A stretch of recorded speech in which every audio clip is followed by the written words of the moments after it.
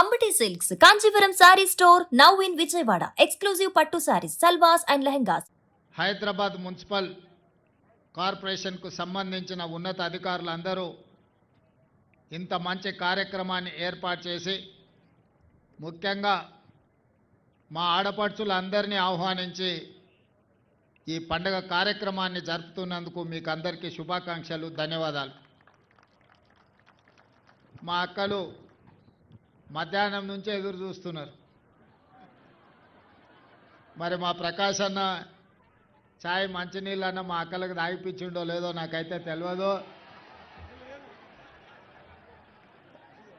అయితే నేను గంటలు వస్తున్నా, అరగంటలు వస్తున్నా అని చెప్పి ఈ ఆలస్యం నాదే, ప్రకాష్ అన్నది కాదు. మళ్ళోసారి నేను ప్రకాష్ అన్న మీకు అందరికీ మంచి భోజనం ఏర్పాటు చేస్తాము. మా అక్కలు అందరూ ఇంటికి పోతే ఈటీవీలో మా టీవీలో మంచిగా సీరియళ్ళు చూసుకునేటోళ్ళము. సారీడ కూసబెట్టిండు, చీకటి అయింది, ఇంటి ఆయనను వంట అయిందా లేదా అని అడుగుతాడని మా అక్కలు ఆలోచన చేస్తారు వాళ్ళ మొహాలలో చూస్తుంటే. సంవత్సరానికి ఒక్కనాడు ఎప్పుడో ఇట్లా మనం బయటకు వస్తాం. ఎప్పుడు ఇంటి ఆయనకు పిల్లలకు సేవ చేసుకుంటూనే, వండి పెట్టుకుంటూనే, ఇంటి పనులు చూసుకుంటూనే ఉంటాము.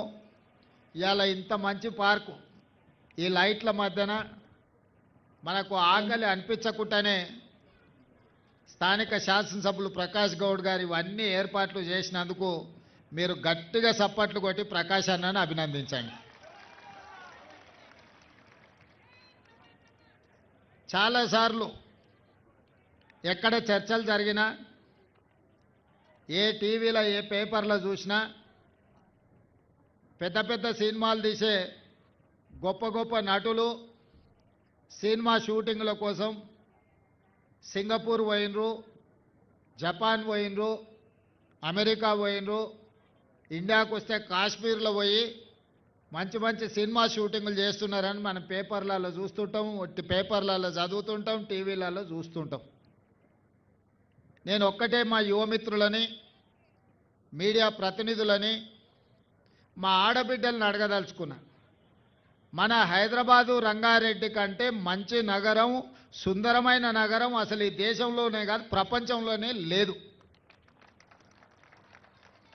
కాకపోతే ఇల్లు బంగ్లా ఎంత మంచిగున్నా దాన్ని తూడ్చి అలికి ముగ్గేసుకుంటే ఆ ఇల్లు మంచిగా కనిపిస్తుంది. మా అక్కలకు అందరికంటే ఎక్కువ తెలుసు. ఆకిలు మంచిగా ఊడ్చుకొని, ఇల్లు మంచిగా ఊడ్చుకొని, మంచిగా ముగ్గేసుకొని నీట్గా పెట్టుకుంటే, వెనకటికి పెద్దోళ్ళు అన్నారు ఇల్లును చూడు ఇల్లాలిని చూడు అని. ఆడబిడ్డ చేతిలో ఇంటి పెత్తనం ఉంటే ఇల్లు మంచిగా ఉంటుంది, సంసారం చక్కగా సాగుతుంది అని చెప్పి వెనకటికి మన పెద్దోళ్ళు చెప్పినారు. అట్లనే మంచి ప్రభుత్వం, మంచి మంత్రులు ఉంటే మన నగరాన్ని ప్రపంచ స్థాయి పోటీపడే నగరంగా మనం అభివృద్ధి చేసుకోవచ్చు. ఆయల్ల కూడా చంద్రబాబు నాయుడు, రాజశేఖర రెడ్డి గారు ఉన్నప్పుడు మనకు హైటెక్ సిటీ కానీ, ఔటర్ రింగ్ రోడ్ కానీ, అంతర్జాతీయ ఎయిర్పోర్ట్ కానీ, కృష్ణానది, గోదావరి నది జలాలు తాగునీళ్ళని హైదరాబాద్కు తేవడం కానీ, ఇంకా వెనుకకు పోతే నిజాం సర్కార్ల ఆ గండిపేట, ఈ హిమాయత్ సాగర్ గట్టకుపోయి ఉంటే ఈ మూసి వర్షాలు వచ్చినప్పుడు వరదల నగరంలో ఉండే ప్రజలందరూ చచ్చిపోయేటోళ్ళు.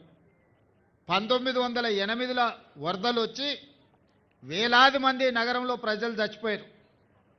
అప్పుడు నిజాం సర్కారు మనసు చెల్లించిపోయి నా ప్రజలు ఇట్లా చచ్చిపోతే ప్రభువుగా నేను చేస్తున్న పరిపాలనలో లోపం ఉన్నట్టే, ఈ ప్రజల్ని, నగరాన్ని కాపాడుకోవాలని మోక్షగుండం విశ్వేశ్వరయ్య అనే ఒక ప్రపంచ గొప్ప ఇంజనీర్ను పిలిపించి ఈ వరదలను ఎట్లా నియంత్రించాలి, ఈ నియంత్రించిన నీళ్లను మేము తాగడానికి వ్యవసాయానికి ఏ విధంగా వాడుకోవాలని చెప్పి ఒక గొప్ప ఇంజనీర్కి బాధ్యత ఇస్తే ఆయన మొత్తం ఈ ప్రాంతం తిరిగి అనంతగిరి కొండల్లో అనంత పద్మనాభ స్వామి పాదాల చెంతన మొదలైన మూసీ నది, ఈ పక్కన ఈసా నదిని హిమాయత్ సాగర్, ఉస్మాన్ సాగర్ కింద ప్రాజెక్టులు నిర్మించి నీటిని ఒడిసిపట్టి ఈ నగరానికి దాహార్తిని తీర్చడానికి వివిధ జిల్లాలు, వివిధ రాష్ట్రాలు, వివిధ దేశాల నుంచి మన నగరానికి జీవించడానికి, ఉద్యోగ ఉపాధి అవకాశాల కోసం వస్తున్న వాళ్లకు గొప్ప సౌలభ్యం, గొప్ప వసతులు కల్పించాలని ఆనాడు ఈ ప్రాజెక్టులు కట్టారు. ఆనాటి నుంచి ఈనాటి వరకు హైదరాబాదు నగరం ప్రజలకు తాగునీటి సమస్యను తీరుస్తున్నది ఉస్మాన్ సాగర్, హిమాయత్ సాగర్. అప్పుడప్పుడు మనోళ్ళు అంటారు, ఊరు నుంచి వచ్చిన వాళ్ళని జర హుషారైతే ఏం రో గండిపేట నీళ్ళు తాగినట్టే ఉన్నావని. అంటే గండిపేట నీళ్లు తాగితే హుషారు వస్తుందని అప్పట్లోనే గుర్తుపట్టారు. రెండో మాట అంటారు వికారాబాద్లో, వికారాబాద్ కా హవా లాకో మరీజోం కా దవా అని. అంటే వికారాబాదు ప్రాంతంలో గాలి పీల్చుకున్నా కూడా చాలా రోగాలు నయమవుతాయని చెప్పి టీబీ వచ్చిన వాళ్ళని తీసుకెళ్ళి అక్కడ వికారాబాదు కొండ మీద ఇడిచిపెట్టి వచ్చేటోళ్ళు.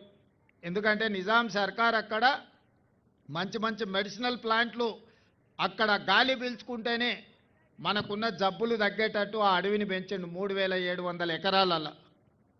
మరి అట్లాంటి గొప్ప నగరం, గొప్ప చరిత్ర ఉన్న నగరం, మనకు చార్మినార్ ఉంది, ఒక గోల్కొండ ఉంది, ఒక మూసీ నది ఉంది, ఒక ఉస్మాన్ సాగర్ ఉంది, ఒక హిమాయత్ సాగర్ ఉంది. ఇవాళ గొప్ప గొప్ప కట్టడాలు, ఒక ఉస్మానియా హాస్పిటల్ చారిత్రాత్మకమైన బిల్డింగ్ ఉన్నది మనకు.